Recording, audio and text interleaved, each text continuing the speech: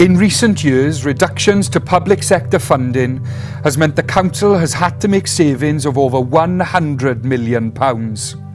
During this challenging period, our prudent and proactive approach has allowed us to protect frontline services and invest in priority areas. But in the future, we expect there to be further cuts to public sector funding, and we know we will continue to face rising cost pressures and increased demand for services. Therefore, we are focusing on the following areas: digitalisation, making services by creating an agile workforce and increasing opportunities for residents to interact with us digitally.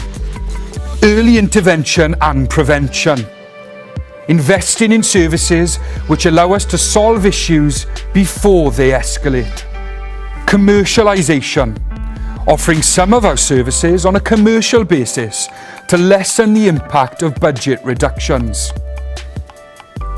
Efficiency, continue to deliver millions of pounds worth of efficiencies each year.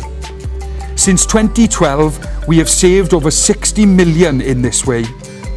Independence, investing in community-based services which will support individuals and couples to remain independent. This will allow us to grow and improve services in creative and ambitious ways and secure new sources of investment to fill gaps where previous funding has been cut.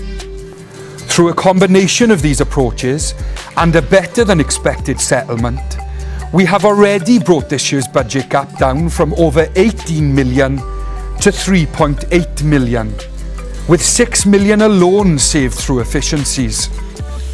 The budget consultation process gives you the opportunity to have your say on closing the remaining budget gap and our approach moving forward.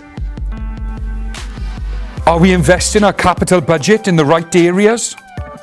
Should we continue to protect frontline services, even if this means a small council tax rise?